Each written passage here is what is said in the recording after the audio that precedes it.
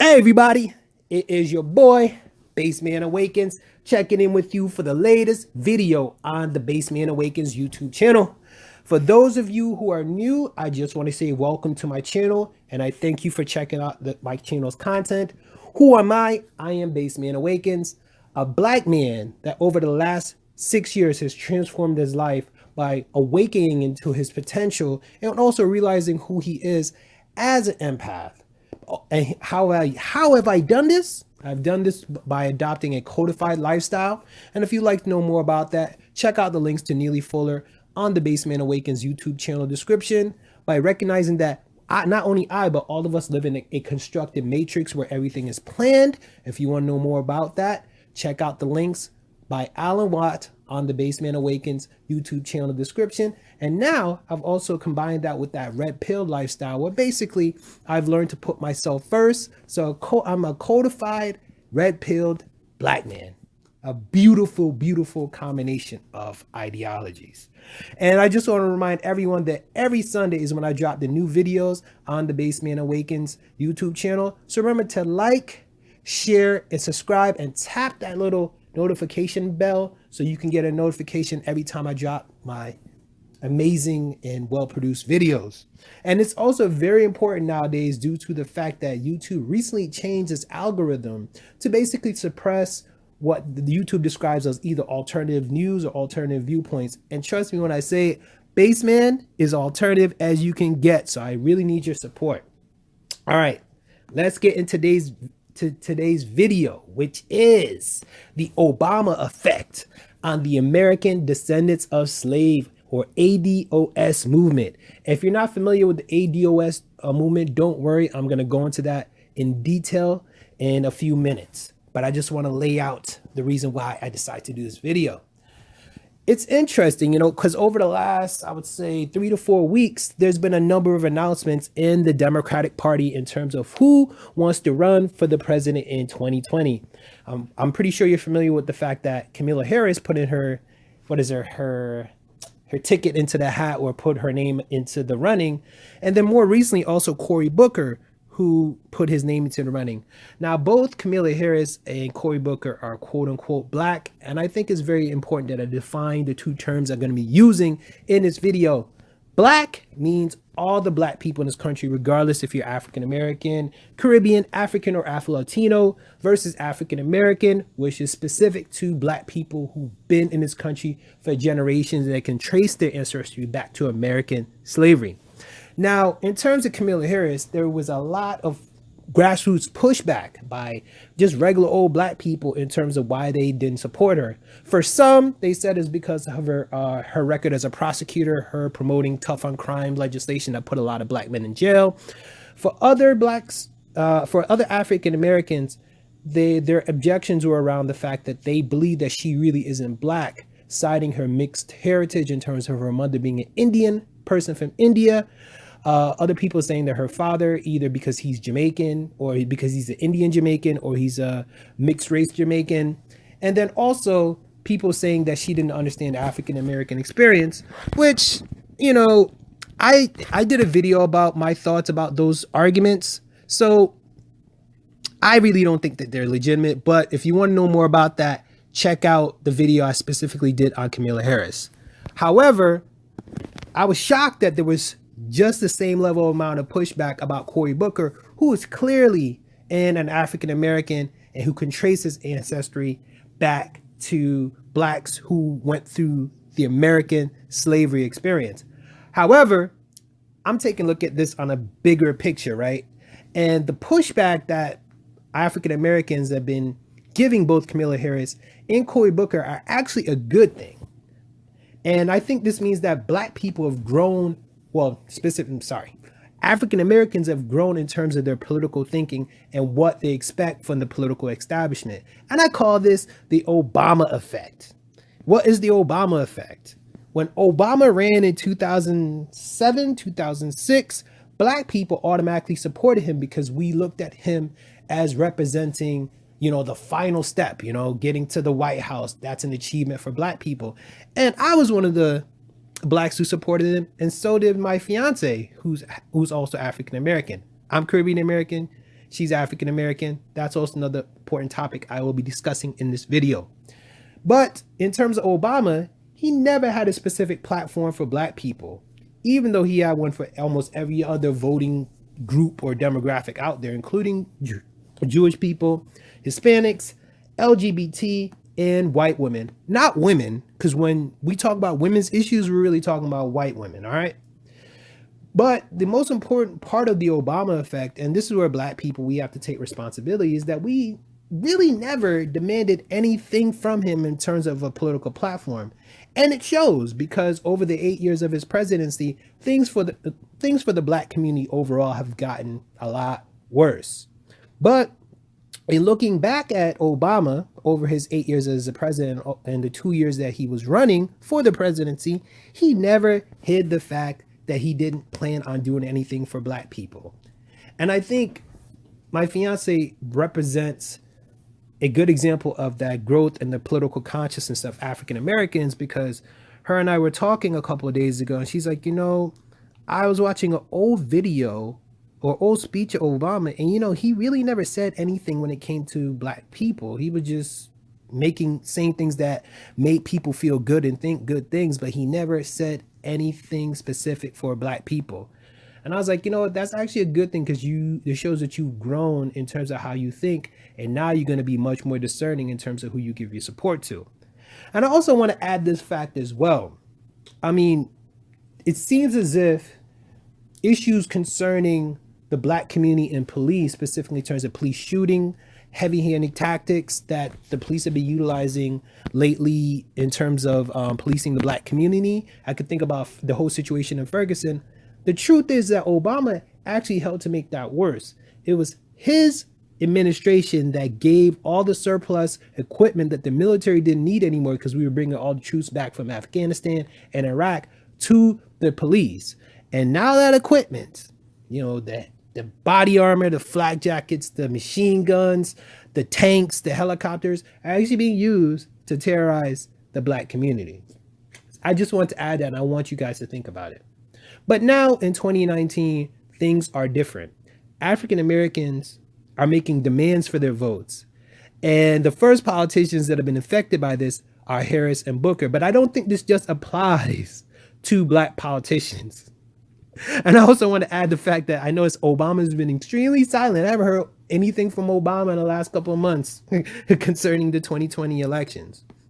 But as I was saying before, this is definitely sending some shockwaves through the Democratic Party, because Democratic politicians know that they need the African American vote to win, and they've been so used to just giving black people speeches, coming to black churches, coming to black communities, and just talking, but not really offering anything. And now things have changed. Now, the ADOS movement, because of the Obama effect that I just walked you guys through, there's been a grassroots movement that's been growing within the African American community, known as the American Descendant of Slaves movement, that is making specific demands on politicians and American society about developing an agenda that's going to address the problems and the ills of the African American community, such as potentially reparations, but not black people. As I stated before, black people includes all the different groups of black people who live in this country. African Americans are basically black people who can trace their ancestry black to American slavery. African Americans are saying, we need a platform that's going to address our issues. And to be quite honest, I support the ADOS movement as a Caribbean American. This country was built by African Americans, right? And African Americans have been systematically oppressed in terms of their economic and their political and social development. And I personally believe that it's good that African Americans are defending a specific policy or policies that will solve the problems within their community that they didn't create. I support that 100% as a Caribbean American. Now, this is where things get a little dicey, right? Because the ADOS movement points out there are differences between African Americans and Caribbeans and Africans and Afro-Latinos. However, in terms of how some African Americans think, some African Americans believe that in terms of justifying the ADOS movement, that Caribbeans and Africans from Africa have benefited from the sacrifices of African Americans, and programs that have been set up specifically to address African Americans' needs, that Caribbeans and Africans have benefited from that. That's true. Some African Americans believe that Caribbeans and Africans look down on them and work with whites to hurt the African American community. In certain cases, that's true too. But I want to balance this out, right?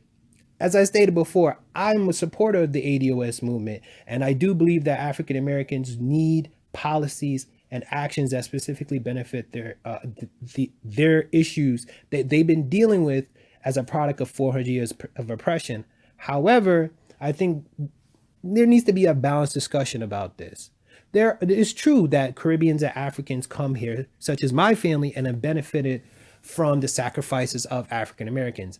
I know 50 years ago, if my family came here, I wouldn't have been able to go to the schools that I went to. I wouldn't be able to have the jobs that I've had throughout my career unless there were African Americans who paved the way and made those sacrifices. I acknowledge that. I'm very thankful. Unfortunately, there are some Caribbeans and Africans who don't acknowledge that or don't think that way. Also, there are some Caribbeans and some Africans who look down on African Americans and think they're superior to them. I know some Caribbeans and Africans that think like that. There are people like that in my family. So I just want to acknowledge those facts going forward. But as I stated before, there are other sides to it too. I think Black people, not African Americans, Black people forget that we are humans. And within all racial groups, you will see similar issues, right? So I always like to use Italians and Irish people to describe how white people have issues within their own community. You know, Irish and Italians typically don't get along. White people who are not of other European descent will look down at Irish and Italian people. So they have those dynamics within their community. The difference between them and Black people is that at the end of the day, they still know they are white and they still have a larger agenda. And I think that's where Black people as a whole in this country, we forget that. Within the Caribbean community, we look down on each other. Within the African community, we look down on each other. Oh, you know, you can't trust those Nigerians. Oh, in the Caribbean community, you can't trust those Haitians. So that mentality is still there. And I'm not trying to say that that's just it. I think that some of that mentality is just a reflection of human nature, and not necessarily because it's specific to African Americans. But there's, as I said before, there's also other sides to the argument as well, that Caribbean people specifically have been immigrating to America in large numbers for about 100 years. And if you are a Black person, doesn't matter where you come from, once you come to this country, you're a part of the larger Black community, and Caribbeans have contributed to the advancement of African Americans. This is a fact. Take a look at Marcus Garvey, Harry Belafonte, Stokely Carmichael, and the list can go on and on and on. So I do believe in the long run, on the bigger picture, that Caribbeans and Africans who come to the U.S.